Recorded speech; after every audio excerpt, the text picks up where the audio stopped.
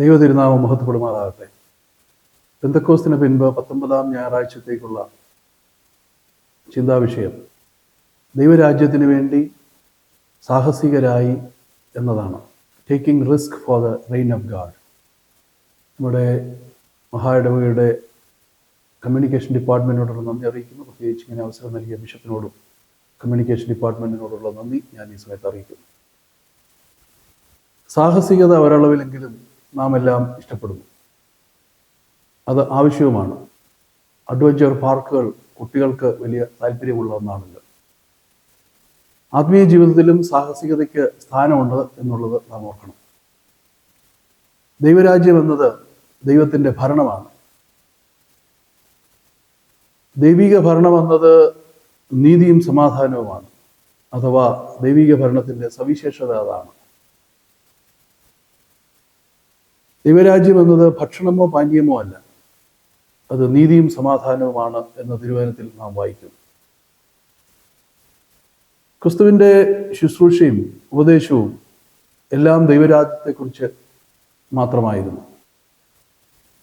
അന്നു മുതൽ യേശു സ്വർഗരാജ്യം സമീപിച്ചിരിക്കാൻ മാനസാന്തരപ്പെടുവീൻ എന്ന് പ്രസംഗിച്ചു തുടങ്ങി. വിശുദ്ധ മത്തായി എഴുതിയ സുവിശേഷം 4-ാം അധ്യായം 17-ാമത്തെ വാക്യം.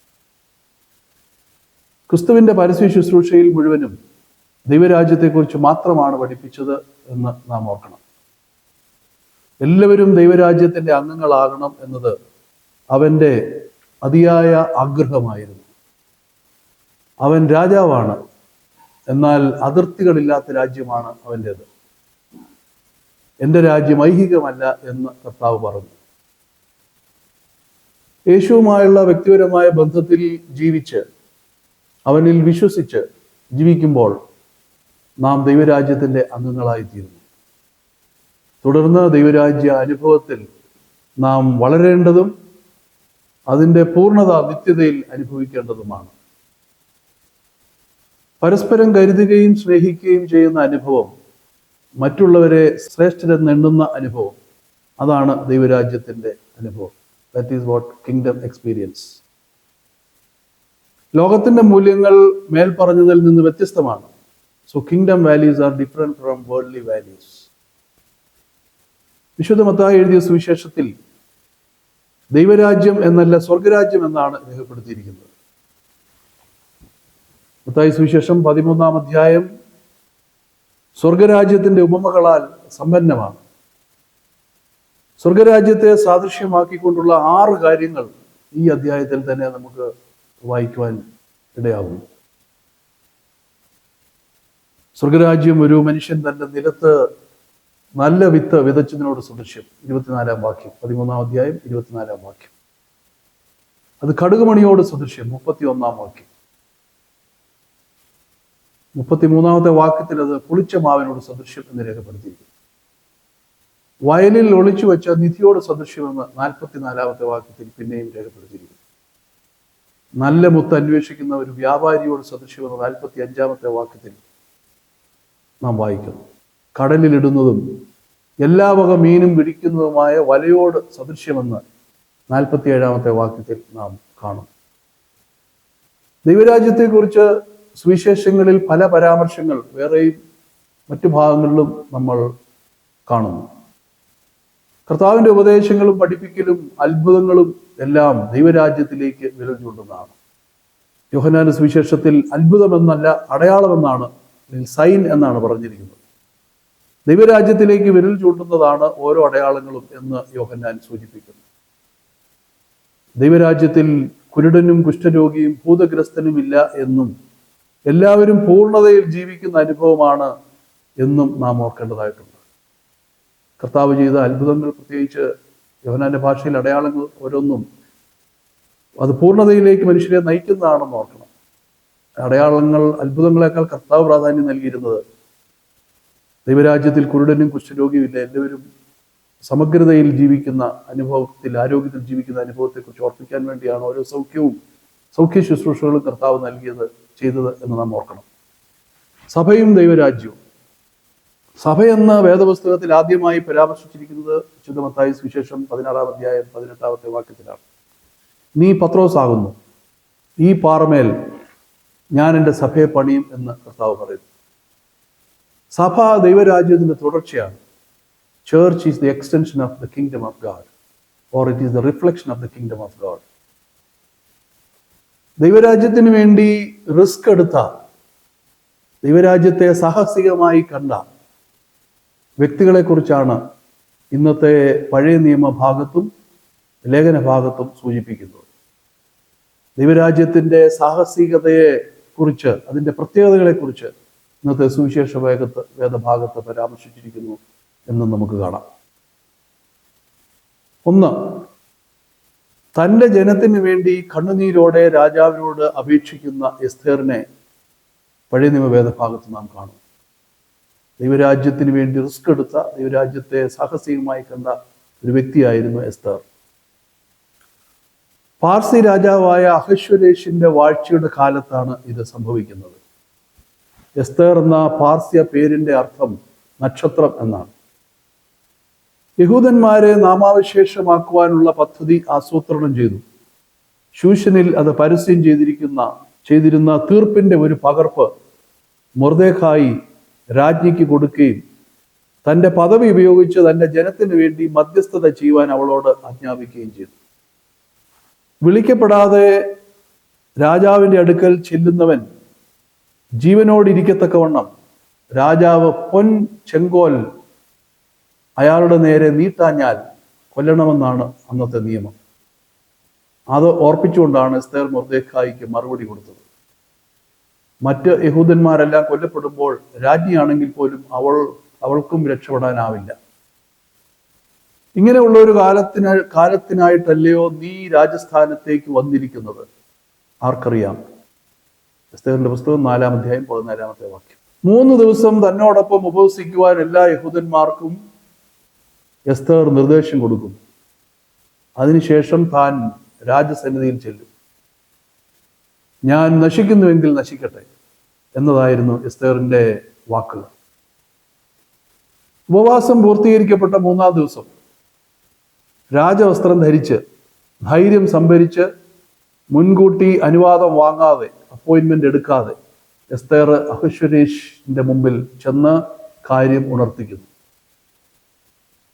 മുൻകൂട്ടി അനുവാദം വാങ്ങാതെ രാജസന്നിധിയിൽ ചെല്ലുന്നത് മരണത്തിനിടയാക്കുന്ന ഒരു കാലത്താണ് ഇത് സംഭവിച്ചതെങ്കിലും, ജീവൻ അപകടത്തിലാണെങ്കിലും രാജസന്നിധിയിൽ ചെല്ലാനായിട്ട് എസ്തേർ കാണിച്ച ധൈര്യം ദൈവരാജ്യത്തിന് വേണ്ടി സാഹസികമായി ഇടപെടുന്നതിന് നല്ല ഉദാഹരണമാണ് എന്ന് നമുക്ക് മനസ്സിലാക്കാൻ കഴിയും.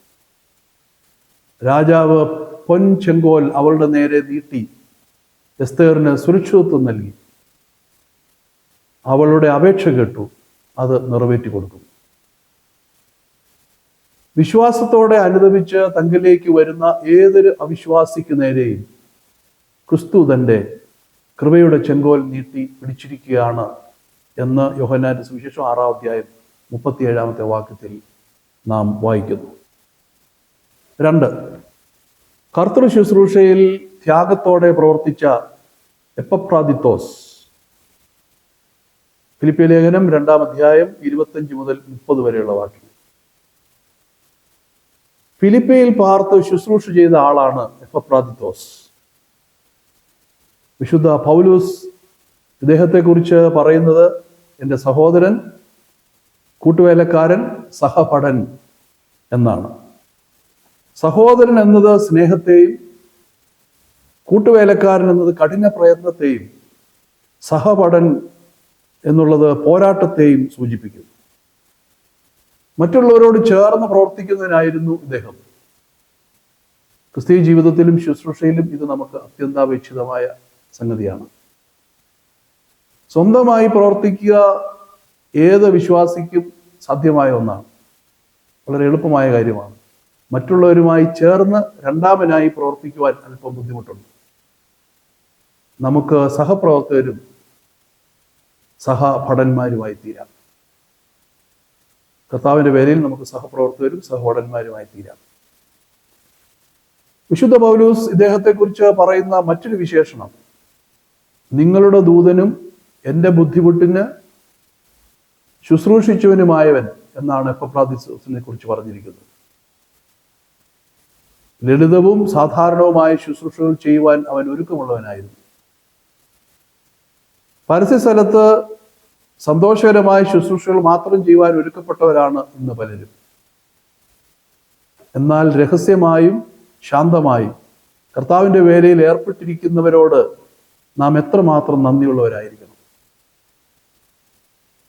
ദൈവം എപ്പഫ്രാദിത്തോസിനെ ഉയർത്തി വരും കാല തലമുറകളെല്ലാം വായിക്കത്തക്ക വിധത്തിൽ അവൻ്റെ ശുശ്രൂഷകളെ ഫിലിപ്പി ലേഖനം 2-ാം അധ്യായത്തിൽ എഴുതി ചേർത്തിരിക്കുന്നു. ഫിലിപ്പിയിൽ നിന്ന് ഏതാണ്ട് 700 മൈൽ അകലെ പൗലോസിനെ ശുശ്രൂഷിപ്പാൻ പോയ മനുഷ്യനാണ് ഇദ്ദേഹം. വിശ്രമരഹിതമായി കർത്താവിൻ്റെ ശുശ്രൂഷയിൽ ജാഗരിച്ച എപ്പഫ്രാദിത്തോസ് ദൈവരാജ്യത്തിൻ്റെ വർധനവിനായി സാഹസികമായി പ്രവർത്തിച്ച മഹൽ വ്യക്തിയാണ് നമുക്ക് മനസ്സിലാക്കാം. 3, സാഹസികതയുടെ സവിശേഷതകൾ. മത്തായി സുവിശേഷം 10-ാം അധ്യായം 37 മുതൽ 42 വരെയുള്ള വാക്യങ്ങൾ. ഒരു വ്യക്തി ക്രിസ്തുവിൻ്റെ അനുയായി ആകുമ്പോൾ അവൻ്റെ വീട്ടുകാർ അവന് എതിരായി തീർന്നേക്കാം. 35-ാം വാക്യം. 3 കാര്യങ്ങൾ നമുക്ക് ഈ ചിന്തയോടനുബന്ധിച്ച് മനസ്സിലാക്കാൻ സാധിക്കും. 1, കുടുംബത്തിൽ പ്രഥമ സ്ഥാനം ക്രിസ്തുവിനായിരിക്കണം. മാനസാന്തരപ്പെട്ട ഒരു പിതാവിന് തന്റെ മാനസാന്തരപ്പെടാത്ത മകൻ എതിരായി എന്ന് വന്നേക്കാം.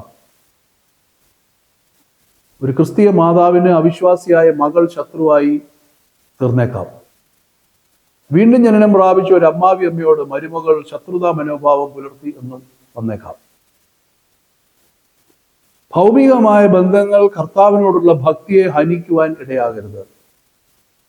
സ്വഭവനത്തിൽ ചിലപ്പോൾ പ്രശ്നങ്ങളും ഒറ്റപ്പെടലുകളും ഒക്കെ അഭിമുഖീകരിക്കേണ്ടി വന്നേക്കാം. അതുകൊണ്ടാണ് യേശു പറഞ്ഞത്, ഞാൻ ഭൂമിയിൽ സമാധാനമല്ല വാളത്രേ വരുത്തുവാൻ വന്നത് എന്ന്. രണ്ടാമതായി, സ്വന്തം ജീവനോടുള്ള സ്നേഹത്തെക്കാൾ ഉപരിയായി ക്രിസ്തുവിനെ സ്നേഹിക്കുന്ന അനുഭവം. തൻ്റെ ക്രൂശ് എടുത്ത് എന്നെ അനുഗമിക്കാത്തവൻ എനിക്ക് യോഗ്യനല്ല. ക്രൂശ് മരണശിക്ഷ നടപ്പാക്കുന്നതിനുള്ള ഉപാധിയാണ്. ക്രൂശ് വഹിച്ചുകൊണ്ട് അനുഗമിക്കുക എന്നാൽ മരണം പോലും ശിഷ്യത്വത്തിന് വിലയായി നൽകുവാൻ സന്നദ്ധമായ സമർപ്പണ ജീവിതം നയിക്കുക എന്നർത്ഥം. അതാണ് 38-ാമത്തെ വാക്യത്തിൽ സൂചിപ്പിക്കുന്നത്. 3, സ്വയം സംരക്ഷണത്തിനുള്ള അഭിവാഞ്ഛയെ ക്രിസ്തുവിനോടുള്ള സ്നേഹം കീഴടക്കണം. 39-ാം വാക്യം. തൻ്റെ ജീവനെ കണ്ടെത്തിയവൻ അതിനെ കളയും. എൻ്റെ നിമിത്തം തൻ്റെ ജീവനെ കളഞ്ഞവൻ അതിനെ കണ്ടെത്തും എന്നാണ് പറഞ്ഞിരിക്കുന്നത്. ക്രിസ്തുവിൻ്റെ സേവനത്തിൽ നാളുകൾ ചിലവഴിക്കുന്നതാണ് ജീവിതത്തിലെ പരമോന്നത നേട്ടം. അവനോടുള്ള സമർപ്പണത്തിൽ ജീവനെ നഷ്ടപ്പെടുത്തുന്ന വ്യക്തി പൂർണ്ണതയിൽ അതിനെ കണ്ടെത്തും എന്ന് കർത്താവ് ഓർപ്പിക്കുന്നു. ഇത്ര വില കൊടുത്ത് ദൈവരാജ്യത്തിന് വേണ്ടി സാഹസികരായി ജീവിക്കുവാനാണ് കർത്താവ് നമ്മളെ ആഹ്വാനം ചെയ്തിരിക്കുന്നത്. അങ്ങനെ ജീവിക്കുന്നവരോട് കനിവ് കാട്ടുന്നവന് സമൃദ്ധമായ പ്രതിഫലം ലഭിക്കുമെന്നും കർത്താവ് ഇവിടെ ഓർപ്പിക്കുന്നു. So let us take the risk for the kingdom of God. അതിന് ദൈവത്തിൻ്റെ പരിശുദ്ധാത്മാവ് നമ്മളെ ഓരോരുത്തരെയും സഹായിക്കും. പ്രാർത്ഥിക്കാം. ദൈവമേ, സ്വർഗ്ഗപിതാവേ, നല്ല നിമിഷങ്ങൾക്കായിട്ട് ഞങ്ങൾ നിനക്ക് സ്തോത്രം ചെയ്യുന്നു. ദൈവരാജ്യത്തിൻ്റെ അനുഭവത്തിൽ ജീവിക്കുവാനും വളരുവാനും ദിനംതോറും വളരുവാനും അവിടെ ഞങ്ങളെ സഹായിക്കണമേ. ദൈവരാജ്യത്തിൻ്റെ അനുഭവം ഞങ്ങളുടെ ദൈനംദിന ജീവിത അനുഭവങ്ങളിൽ പ്രതിഫലിക്കുവാൻ അവിടെ ഇടയാക്കണമേ. അവിടുത്തെ രാജ്യത്തിന് വേണ്ടി, തൻ്റെ ജനത്തിന് വേണ്ടി കണ്ണുനീരോടുകൂടെ രാജാവിനോട് അപേക്ഷിച്ച എസ്തർ ദൈവരാജ്യത്തിന് വേണ്ടി സാഹസികതയോടുകൂടെ വർത്തിച്ച ഒരു വ്യക്തിയായി ഞങ്ങൾ മനസ്സിലാക്കുന്നു. ദൈവമായ കർത്താവേ, ആ സാഹസികതയിൽ അതേ അനുഭവത്തിൽ ജീവിപ്പാൻ ഞങ്ങളെയും അവിടുന്ന് സഹായിക്കണമേ. കർത്തൃ ശുശ്രൂഷയിൽ വളരെ ത്യാഗത്തോടെ പ്രവർത്തിച്ച എപ്പഫ്രാദിത്തോസിനെ കുറിച്ച് ഞങ്ങൾ കേട്ടുവല്ലോ. ഞങ്ങളുടെ ജീവിതത്തിലും ദൈവമേ, ഞങ്ങളുടെ ശുശ്രൂഷയിലും ത്യാഗത്തോടുകൂടെ പ്രവർത്തിക്കുവാൻ മുന്നോട്ട് പോകുവാൻ ദൈവമേ ഞങ്ങളെയും അവിടുന്ന് സഹായിക്കണമെന്ന് ഞങ്ങൾ അപേക്ഷിക്കുന്നു. സാഹസികതയുടെ സവിശേഷതകൾ ഞങ്ങൾ കേട്ടുവല്ലോ. കുടുംബജീവിതത്തിൽ പ്രഥമ സ്ഥാനം ക്രിസ്തുവിന് നൽകിക്കൊണ്ട് സ്വന്തം ജീവനോടുള്ള സ്നേഹത്തെക്കാൾ ഉപരിയായി ക്രിസ്തുവിനെ സ്നേഹിക്കുന്ന അനുഭവത്തിൽ ജീവിക്കുവാനും സ്വയം സംരക്ഷണത്തിനുള്ള അഭിവാഞ്ച ക്രിസ്തുവിനോടുള്ള സ്നേഹം കീഴടക്കുന്ന വിധത്തിൽ ജീവിക്കുവാനും ദൈവമേ ഞങ്ങളെ സഹായിക്കണമെന്ന് ഞങ്ങൾ പ്രാർത്ഥിക്കുന്നു. ദൈവരാജ്യാനുഭവത്തിൽ ദിനംതോറും വർദ്ധിച്ചു വളരുവാൻ അവിടുന്ന് ഞങ്ങളെല്ലാവരെയും സഹായിക്കണമേ. ഞങ്ങളുടെ സഭകളെയും ഞങ്ങളുടെ മഹായിടവകയും മഹായിടവകയ്ക്ക് നേതൃത്വം നൽകുന്ന അധ്യക്ഷനെയും എല്ലാ ശുശ്രൂഷകളെയും പ്രവർത്തനങ്ങളൊക്കെ അനുഗ്രഹിക്കണമേ. ദൈവരാജ്യ മൂല്യങ്ങൾ ഉൾക്കൊള്ളുന്നവരായി ജീവിപ്പാൻ ദിനംതോറും ഞങ്ങളെ പ്രാപ്തരാക്കണമെന്ന് മശീഹ മൂലം ഞങ്ങൾ പ്രാർത്ഥിക്കുന്ന ദയോടെ കേൾക്കുമാറാകണമേ. ആമേൻ.